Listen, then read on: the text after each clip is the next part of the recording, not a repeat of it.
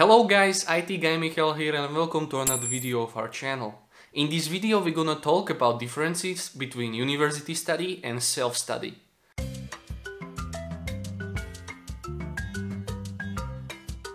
Let's jump right into the pros of the university study.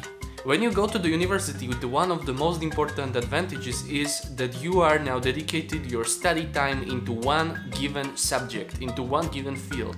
So let's say you want to be a computer scientist, so you go to study the computer science at the university and you will be learning only about the computer science in this case. Now the next advantage of the university study is the public recognition. The companies know about the universities and they accept more of the future employees with university degrees. Now this can be a great advantage for you in your future job. Now let's talk about social advantages of the university study. One of the most important part is that you are studying with the students around your age. Of course, if you go to the university after the high school.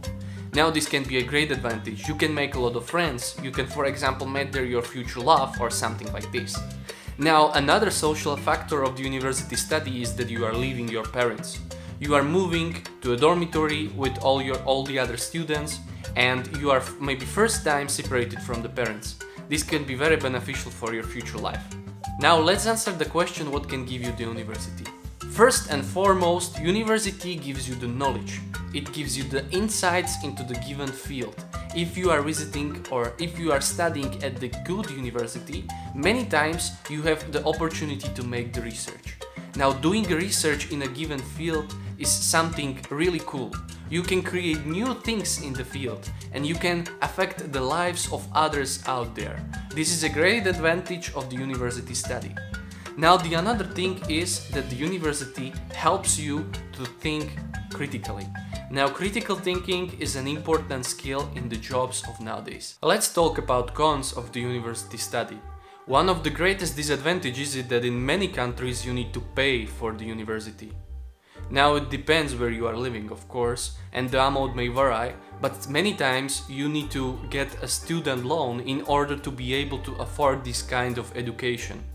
Now, for some of you this is a no-go situation because you don't have enough money or maybe your parents are not rich enough to be able to afford this kind of education for you.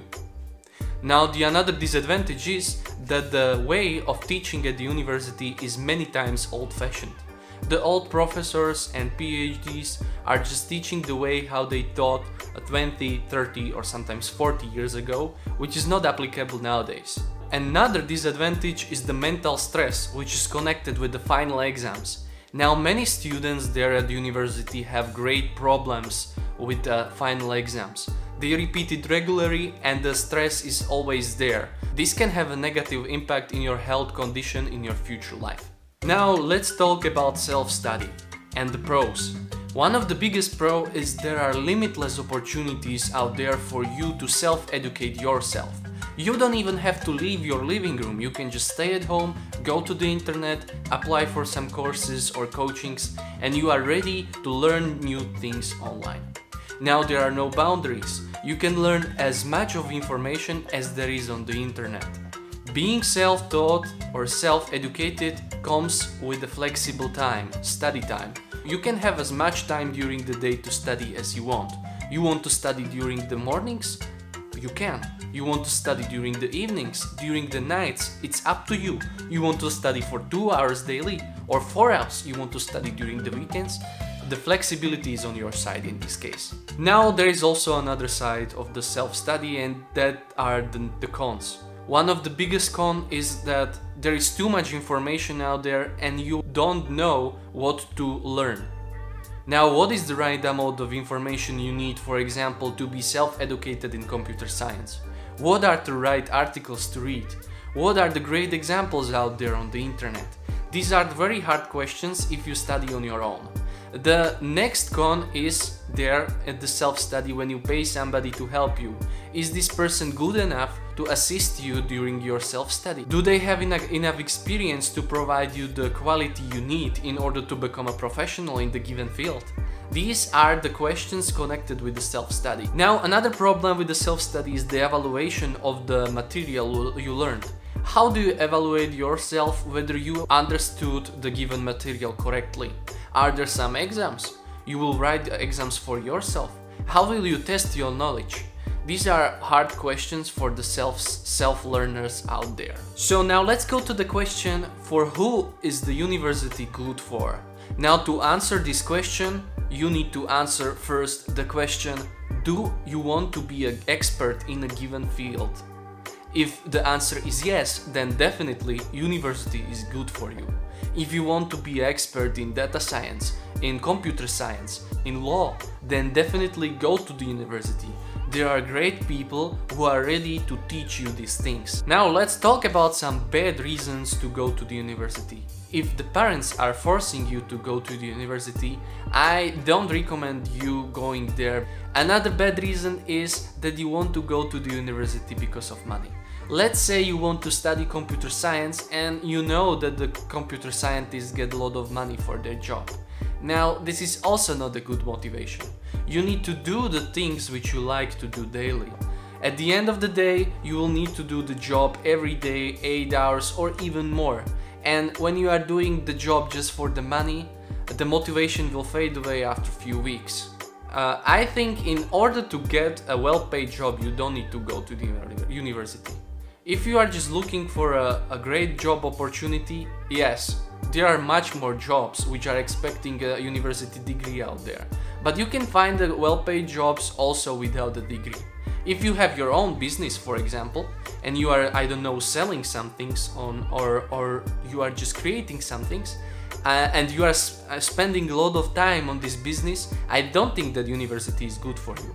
At the end of the day, you will need to spend a lot of time learning new things, reading books, reading resources, and there won't be spare time for your business. So if you are running your own business, I don't think the university is a good way for you. Now in this part of video, I would like to answer the question, the university degree and programming in my life.